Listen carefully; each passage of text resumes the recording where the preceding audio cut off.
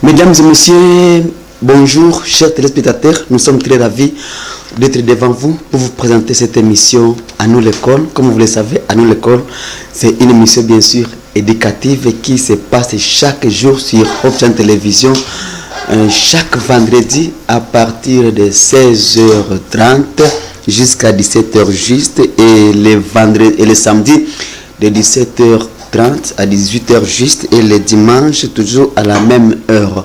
Nous sommes très ravis, après un long moment de silence, nous sommes déjà là pour vous présenter cette émission. Et aujourd'hui nous allons recevoir le directeur du groupe scolaire Kasongo, qui sera accompagné par une élève qui a bien sûr gagné le concours Miss Espoir 2024. Elle viendra nous parler par rapport à cette grande compétition qui a eu lieu la semaine passée ici dans la ville de Goma. Et sans plus tarder, comprenez que nous sommes sur Canal+, nous sommes partout dans le monde. Nous vous disons merci, vous qui faites confiance sur cette chaîne Hope Channel Télévision. Merci au directeur des programmes, merci à tous ces gens-là qui nous soutiennent et qui nous donnent des conseils. Merci à tous les directeurs, à tous les préfets, à tous les éducateurs de la ville de Goma. Et sans plus tarder, chers téléspectateurs, je reçois à ma gauche le directeur du groupe scolaire Kasongo, à qui je dis bienvenue et bonjour monsieur le directeur. Bonjour monsieur les journalistes. Et ça fait très longtemps, monsieur le directeur. Franchement, ça n'a pas été facile, mais Dieu est grand, nous nous revoyons. Vous êtes si je peux le dire, égaré par rapport à ce temps-là. Bon, franchement, vous comprenez que nous avons un travail aussi qui n'est pas facile.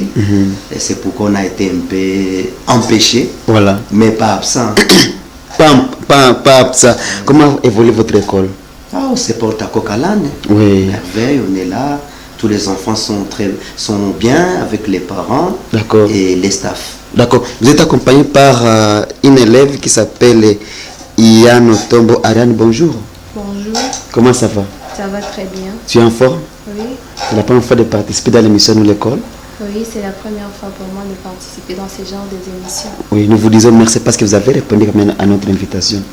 Merci. Nous allons parler avec toi dans la deuxième partie pour ce qui concerne les concours Miss Espoir. Vous avez gagné et vous allez nous parler comment ça s'est passé, comment vous êtes comporté, juste après avoir parlé avec le directeur. Le directeur, aujourd'hui, nous sommes en train de parler des critères d'une école internationale. Parce que vous le savez, chers téléspectateurs, vous avez constaté avec moi que dans la ville de Goma, il y a partout dans les murs, sur le mur on écrit école internationale telle, école internationale telle. Pourquoi cette dénomination école internationale? Alors, avant peut-être de parler des critères, monsieur le directeur, on aimerait savoir comment, ou bien qu'est-ce qu'on appelle école internationale? Merci monsieur les journalistes. Une école internationale n'est pas une école aléatoire. Ça veut dire que c'est une école basée sur les principes standardisés, les principes au standard international. Et quels sont ces principes?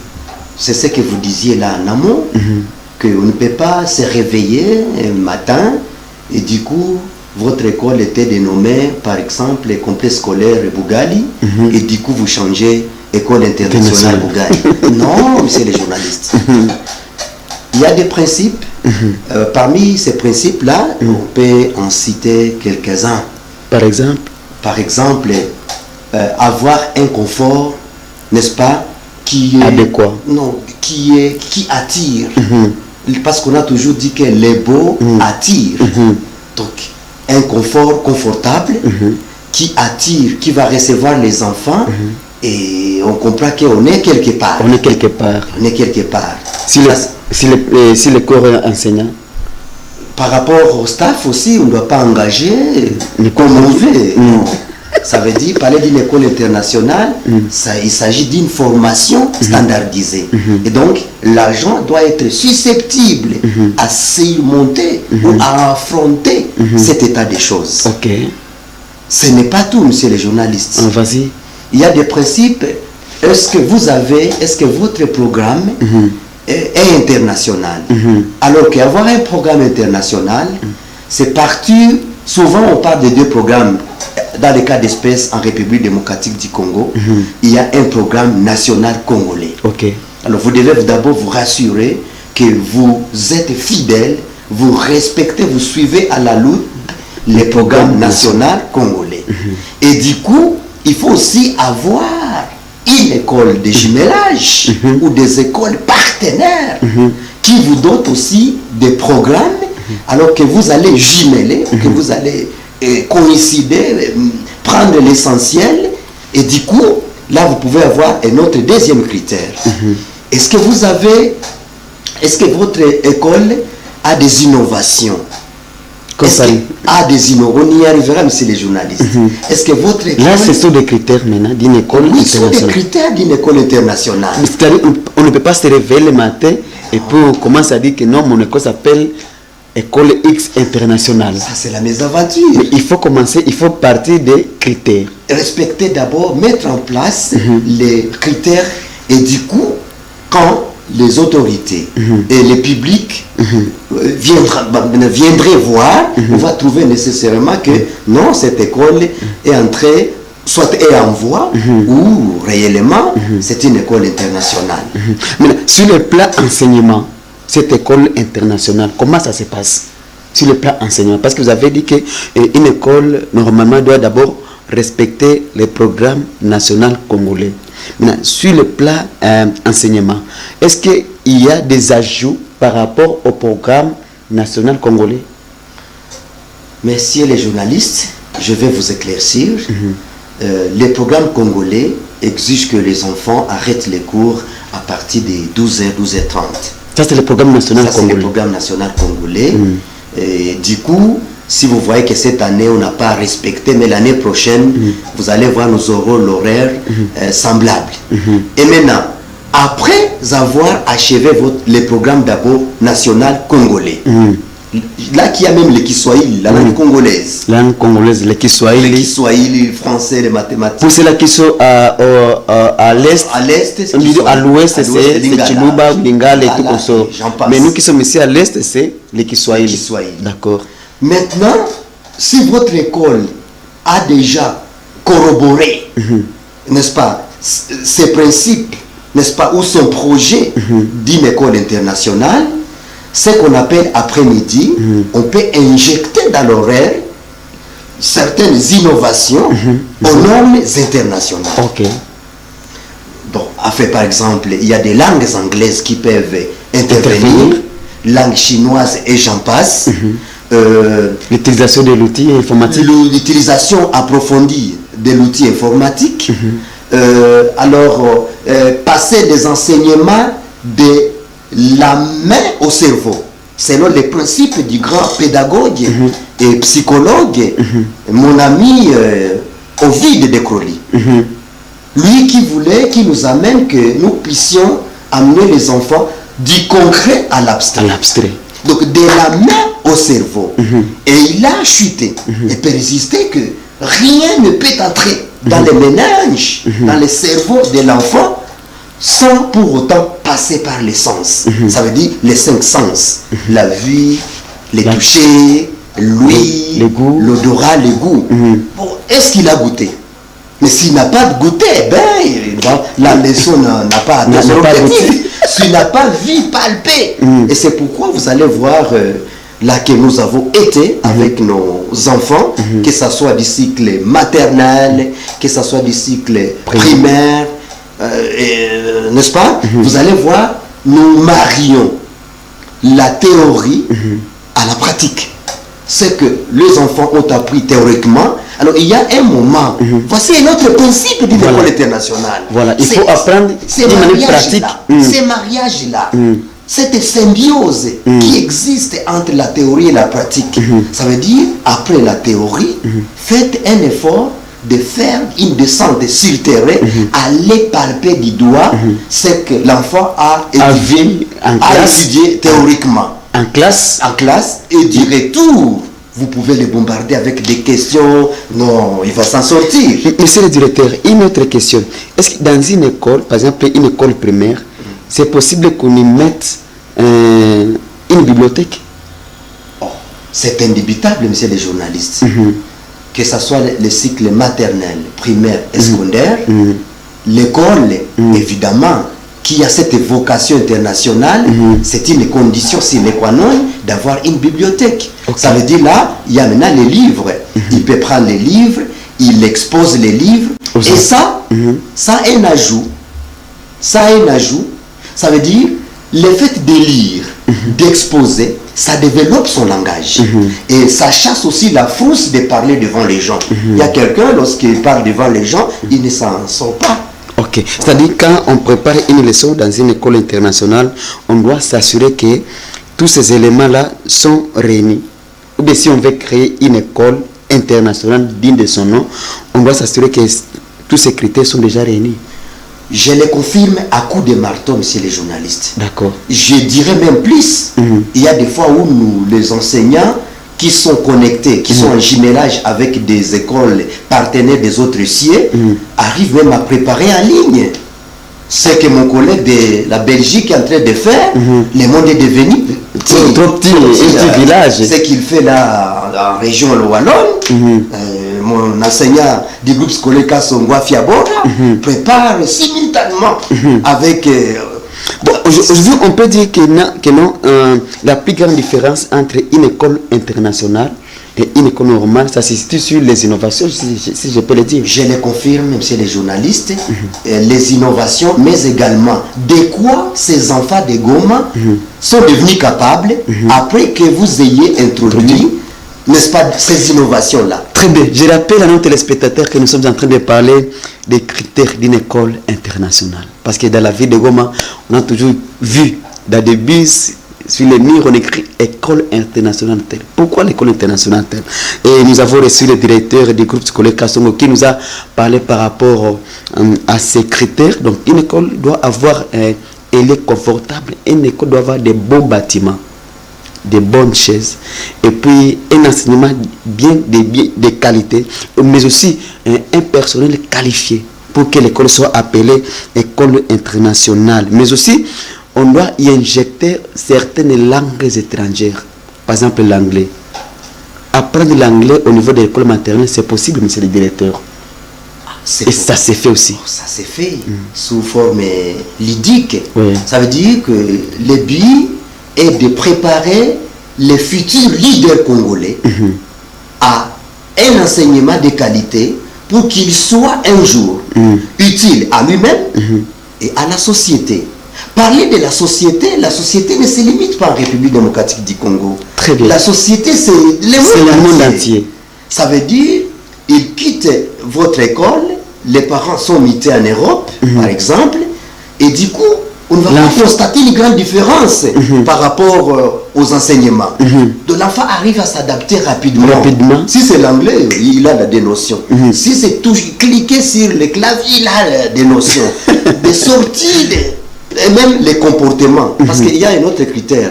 Juguler sur les comportements de l'enfant. Est-ce qu'il parle quel genre de français? Est-ce qu'un français rhomboïde, archaïque, ou un français comme un petit français de la France? Très bien. Monsieur le directeur, votre école est à caractère international, le groupe scolaire Kassongo. Est-ce que ce que vous venez de dire, votre école remplit tous ces critères-là? Alors, on doit être franc, monsieur les journalistes, notre école, groupe scolaire Kassongo, est en vocation internationale. Ça veut dire que nous sommes en train de gribiller les méninges. La famille promotrice voyage et retourne pour que nous arrivions à maintenir ces critères internationaux. Actuellement, nous sommes en vocation internationale. Pourquoi? Pourquoi? Parce que nous sommes en train de unir d'autres éléments. D'autres éléments que vous verrez par la suite. Alors, nous sommes en train de voir les images de ces élèves-là qui quittent la théorie pour la pratique. Ce sont vos élèves. Et pourquoi vous le faites ainsi, monsieur le directeur? Ça veut dire que nous sommes plus que déterminés à remplir les principes, n'est-ce pas, d'une école internationale. Ça veut dire, vous avez dispensé les cours, ok? Alors, trouvez encore un autre moment de faire des descentes sur terrain avec les enfants. Vous voyez, même les enfants arrivent, vous avez vu ce qui défile, les désinfectants là. les enfants du cycle de la section scientifique arrivent à fabriquer les désinfectants dans nos milieux. C'est vos propres élèves. Nos propres élèves. Ils fabriquent à l'école primaire, secondaire, mais comment? ils fabriquent les désinfectants. Inutile de passer des commandes à Kampala actuellement. Venez au groupe scolaire Kasongo et du coup vous verrez les désinfectants de bonne qualité. Et je crois que vous avez été avec nous et vous avez vu les commandes. Mais même les gens qui font l'électricité, tout ça avec leurs professeurs qui s'y connaissent, n'est-ce pas? Ils passent, ils les renseignent comment toucher, comment les positifs, les négatifs, comment faire les installations, les techniques, comment faire les installations, et ils les font dans notre cours scolaire. Mais c'est notre, ce n'est pas quand même une cour qui laisse à désirer. Donc, on peut dire que un élève, par exemple, qui a participé, qui a suivi un cours dans une école internationale, une fois terminé les cycles secondaires, il est capable aussi de se faire la vie. Parce que c'est la pratique qu'il a eu, c'est-à-dire il a eu beaucoup de pratiques au niveau de l'école. En tout cas, je résiste et je persiste qu'une école qui marie la théorie à la pratique, en tout cas à 80%, cet enfant qui a bénéficié de cet état des choses, cet enseignement de qualité, dans ce qu'on appelle les matériels didactiques. Le gouvernement a toujours insisté qu'il ne faut jamais dispenser les cours si vous n'avez pas les matériels didactiques. Et les matériels didactiques, c'est quoi? C'est ce qui est palpable. C'est vrai, il y a les semi-concrets et il y a les concrets, mais ce qui intéresse l'enfant, c'est ce qui est palpable. Si ça nécessite que l'enfant goûte, il faut goûter. Mais il faut que l'enfant goûte. S'il s'agit de voyager. Il faut voyager. Nous avons été avec vous, monsieur les journalistes, à des divers endroits. Voilà.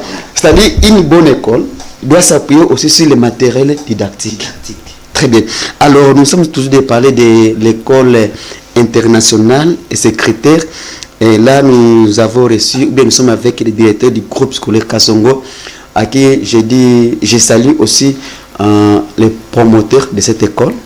Je salue aussi tous les enseignants, tous les enseignants, tous les élèves au sein de cette école, le groupe scolaire Kasongo. Cette école qui est située ici dans la ville de Goma, dans la commune de Karisimbi, juste vers le marché qu'on appelle communément le marché Afiabora. Je pense que c'est ça. Je l'ai confirmé. Très bien. Alors, comme nous avons reçu le directeur, je l'ai dit au départ que le directeur il est accompagné par une demoiselle, c'est un élève qui s'appelle Iano Tombo Ariane, à qui je dis bonjour monsieur, madame. Bonjour monsieur le journaliste. Nous te recevons dans cette émission parce que vous avez participé. Je rappelle que tu fais aussi, et tu fréquentes l'école, les groupes scolaires Kasongo. Tu es en 4e année. Oui, bien. Quelle section? Commercial et gestion. D'accord. Vous avez participé dans cette compétition Miss Espoir 2024. Pourquoi d'abord toi, en tant qu'élève, tu as pu postuler comme candidate dans cette compétition? Lorsque les organisateurs du concours Miss Espoir sont venus vers nous pour chercher les candidates, j'ai été beaucoup intéressée par Espoir autant que Miss parce que j'ai entendu que ça donne l'espoir à la femme. Ça donne l'espoir. Ça donne l'espoir. Elle est capable de se tenir devant les gens et s'exprimer sans peur et sans avoir peur qu'elle ne peut être écoutée. Donc, elle est capable de s'exprimer devant les gens et dire tout ce qui lui est au cœur. Et sur l'autonomisation de la femme, pendant le concours, on nous a appris comment une femme doit être autonome. D'accord. Donc, ça tourne autour de l'autonomisation de la femme. Une femme doit être autonome. Aussi, il doit contribuer aussi à l'avancement de la famille. D'accord. Pendant le parcours de votre compétition, quand même tu as gagné. Et quel est le sentiment que vous avez, qui vous anime lorsque vous avez gagné dans cette compétition Miss Espoir 2024? Les sentiments qui m'animent, c'est les sentiments de joie. Je remercie d'abord mon école, le groupe scolaire Kasongo. Le groupe scolaire Kasongo est une des excellentes écoles, de meilleures écoles dans la ville de Goma, parce que ce n'est pas toutes les écoles qui acceptent de lancer et d'aider leurs élèves qui se sont lancés dans un concours comme celle-là. Ils m'ont aidé financièrement, moralement, Le groupe scolaire Kassongo, depuis le début du concours jusqu'à la fin, le groupe scolaire Kassongo était avec moi. Donc mes remerciements les plus sincères s'adressent vers mon école, le groupe scolaire Kassongo. Et tous tes camarades étaient sensibilisés? Bien sûr, le gouvernement scolaire était sensibilisé, mes collègues, les autres élèves étaient venus. Jusqu'à la finale, ils étaient toujours avec moi. Donc ça me faisait de la joie, j'avais de la force lorsque je regardais les autres venir me voir. Voilà. C'était déjà... Voilà. Je rappelle à nos téléspectateurs que l'émission Nous l'école, c'est aussi accompagner les activités parascolaires. Là, nous sommes en train d'accompagner, nous accompagnons aussi les activités parascolaires, les activités qui sont organisées en faveur des écoles, en faveur des élèves de la ville de Goma. Mais aussi, votre famille vous a aussi accompagné? Bien sûr, ma famille aussi m'a accompagné. Papa, maman? Oui, ils m'ont accompagné moralement, physiquement, financièrement et religieusement aussi. Mais en tant qu'une fille, quand tu te retrouves dans cette compétition, il y a eu beaucoup de candidates. Qu'est-ce que toi, tu te sentais avoir devant une grande masse comme ça? Tu te dis, moi aussi, je vais tenter de faire cette histoire. Tu te sentais comment? Pour tous ceux qui me suivent maintenant, c'était la confiance. J'avais la confiance en moi. Voilà. Je savais que je peux gagner. Qu'il plaît, qu'il neige, je vais gagner parce que la confiance, je l'avais. Il ne faut pas attendre qu'une autre personne te dise que tu es forte, que tu es capable de faire quelque chose. Très bien, c'est très important. Si une fois toi-même tu te lances, tu dis que je suis capable, je dois faire ça, tu dois le faire. N'attends pas qu'une autre personne vienne te dire que tu vois mademoiselle, tu es belle. Consciemment, tu dois savoir d'abord l'acceptation. C'est toi-même, tu dois d'abord te... Oui, je sais. Je peux m'exprimer devant les gens. J'étais presque devant 2000 personnes, excusez. Et je n'avais pas vraiment du mal à m'exprimer parce que j'avais d'abord la confiance. Là, je me suis pris comme la star. Je savais que tout le monde là est venu juste pour me regarder moi. Donc, je me suis d'abord préparée moralement et ça m'a facilité la tâche. Voilà. Un mot à tes collègues filles, peut-être qui c'est là qui se néglige. Oh, moi je ne peux pas faire, c'est une fille, moi je ne peux pas faire, mais toi tu as quand même pu faire et tu as abouti à des résultats. Qu'est-ce que tu peux dire à ces femmes-là, à ces filles qui se négligent dans la société? Les filles qui se négligent, je peux leur dire d'avoir la confiance. Ne perdez pas la confiance en vous, parce que tout commence par la confiance. Et la peur est l'ennemi du développement. Lorsque tu as peur, tu ne peux pas te développer. Il faut d'abord avoir la confiance. Ne pas peur d'affronter, et la lutte continue. Ne pas peur d'affronter ce genre de concours. Parce qu'avant, j'avais peur, je me disais, oh mon Dieu, il y a toujours des corruptions, c'est l'argent, c'est quoi? Non. Lorsque j'étais devant les gens, je n'avais pas peur. Et je peux dire aux autres filles de ne pas avoir peur de s'exprimer. Parce qu'aujourd'hui, on est en train de lutter pour que la voix de la femme soit écoutée par les décideurs. Quand est-ce que la voix de la femme sera écoutée par les décideurs? Or que la femme elle a encore peur de s'exprimer devant ses décideurs. Maintenant, je peux dire à la femme de ne pas avoir peur, d'avoir la confiance, parce qu'elle est capable de tout faire. Très bien. Ça, c'est une fille qui a pu quand même se débattre dans cette compétition Miss Espoir 2024. C'est un élève, c'est une fille, c'est un enfant. Et s'est dit, moi je dois garder l'espoir, je vais gagner. Chères filles, vous qui êtes à la maison, chers élèves, gardez l'espoir, travaillez. Allez à l'école, pas pour blaguer, mais il faut y aller pour avoir l'intelligence, la sagesse et la détermination de gagner la vie. La vie se gagne. Alors, monsieur le directeur, nous sommes presque arrivés à la fin de cette émission. Je ne sais pas si vous avez un mot à placer par rapport à ce que nous venons de dire, mais aussi par rapport à tous ces élèves qui nous suivent à pareil moment, monsieur le directeur. Messieurs les journalistes, je vous remercie de nous avoir invités dans votre espace. Et du coup, je remercie d'abord tous les parents qui nous ont donné encore cette confiance de nous doter, de nous apporter leurs enfants afin que nous puissions les former. Et donc, nous les saluons et nous les encourageons. Nous disons également, nous appelons également le public de ne pas hésiter à venir, n'est-ce pas, voir ce que nous faisons. D'accord. Et si ça leur plaît, pourquoi pas ne pas prendre la grande décision de rester avec nous. Alors, ok, Ariane, un mot de la fin à tes camarades et aux autorités scolaires, aussi à tes parents qui te suivent, parce que je sais que tes parents te suivent à pareil moment. Bien sûr. Oui, et moi lancé envers eux. Je remercie beaucoup mes parents, ils m'ont soutenu parce que je ne pourrais pas y arriver toute seule. J'ai vraiment un cœur de remerciement. J'ai dit merci à tous mes parents qui m'ont accompagné, à mes connaissances, mes amis, l'école, le préfet, les directeurs, ils m'ont accompagné même pendant que je préparais mon projet.